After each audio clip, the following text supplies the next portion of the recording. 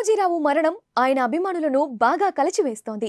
88 ఏళ్ల వయసులో కన్నుమూసిన రామోజీ మరణం చాలా మందికి తీరని లోటు అనే చెప్పాలి. పత్రికా రంగంలో ఆధిపత్యం కొనసాగిస్తూనే ఆయన సినిమా పరిశ్రమలోనూ తనదైన ముద్ర వేశారు.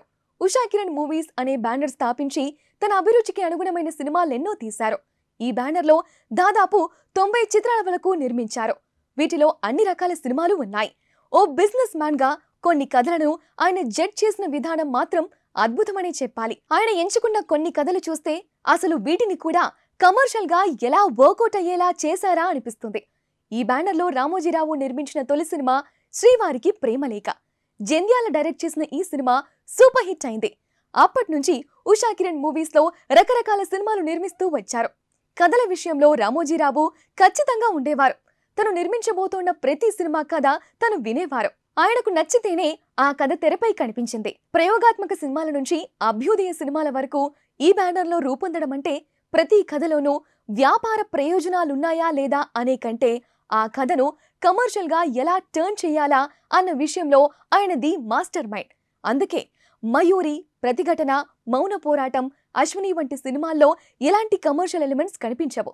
బట్ ఆ సినిమాలన్నీ డబ్బులు తెచ్చినవే. ఇదే రామోజీ మైండ్ సెట్. బలమైన కథలు చెబుతూనే ప్రొడ్యూసర్గా తనకు లాభాలు వచ్చేలా చేసుకున్నారు. ఈ లక్షణం అప్పటి ప్రొడ్యూసర్స్ లో చాలా తక్కువగా కనిపించిందనేది నిజం. పైగా 80s, 90sలలో ఫక్తు కమర్షియల్ మసాలా సినిమాలే ఎక్కువగా ఆకట్టుకుంటున్న సందర్భంలో కూడా ఈయన ఇలాంటి ఎక్స్పెరిమెంట్స్ చేసి హిట్స్ కొట్టడం ఓ రకంగా గ్రేట్ అనే చెప్పాలి. అయితే 1991లో వచ్చిన పీపుల్స్ ఎన్కౌంటర్ సినిమా మాత్రం కాస్త విమర్శల పాలయ్యింది. ముఖ్యంగా ఆనాటి అభ్యుదయవాదులు, అతివాద కమ్యూనిస్టులు ఈ చిత్రంతో పాటు రామోజీ పైన తీవ్రమైన విమర్శలు చేశారు. తన పత్రికలో ఏనాడు పీడిత తాడిత జనం కష్టాలు ప్రచురించని, నక్సలైట్ల బూటకపు ఎన్కౌంటర్స్ గురించి రాయని రామోజీ వారి కథను సినిమాగా తీసి కాసులు చేసుకున్నాడు అన్నారు. ఇలాంటివి కూడా అప్పుడప్పుడు ఉన్నాయి. ఇక ట్రెండ్ మారుతున్న దశను కూడా రామోజీ చాలా అద్భుతంగా క్యాప్చర్ చేశాడు. అందుకే కొత్త శతాబ్ది ఆరంభంలోనే చిత్రం అనే సెన్సేషన్ క్రియేట్ చేశాడు. అప్పటి వరకు ఉషా కిరణ్ బ్యానర్లో వచ్చిన చిత్రాలకు భిన్నమైన కంటెంట్ ఈ మూవీ. అడల్ట్ డోస్ ఎక్కువగా ఉంటుంది. బట్ ఆ కథలో కమర్షియల్ యాంగిల్ ను చూశాడు రామోజీ. ఇలాంటి మూవీస్ తో ఓ కొత్త ట్రెండ్ క్రియేట్ అవుతుందన్న దూరాలోచన చేశాడు. అందుకే చిత్రం లాంటి మూవీ ఆ బ్యానర్లో వచ్చింది.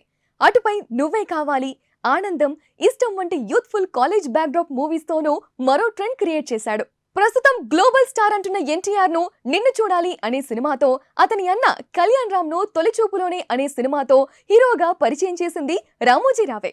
చిత్రంతో హీరోగా ఉదయ్ కిరణ్ ను, దర్శకుడిగా తేజను, నువ్వే కావాలితో తరుణ్, ఆనందంతో ఆకాష్, ఇష్టంతో శ్రియా లాంటి స్టార్స్ ను పరిచయం చేశాడు రామోజీరావు. ఇక పాన్ ఇండియన్ డైరెక్టర్ రాజమౌళిలోనూ దర్శకుడిని మొదట చూసింది ఆయనే. రాజమౌళి డైరెక్షన్ లో ఈటీవీలో ప్రసారమైన శాంతి నివాసం అనే సీరియల్ అప్పట్లో ఓ కమర్షియల్ సినిమా రేంజ్ లో హిట్ అయింది. ఆ సీరియల్ అనుభవంతోనే జక్కన్న స్టూడెంట్ నంబర్ 1 మూవీతో దర్శకుడిగా మారాడు. సినిమా నిర్మాతగానే కాదు, డిస్ట్రిబ్యూటర్, ఫిలిం సిటీ అధినేతగాను సినిమా రంగానికి రామోజీ చేసిన సేవలు ఎనలేనివి. ఆయన మరణం తెలుగు సినిమాకు తీరని లోటు అనే చెప్పాలి.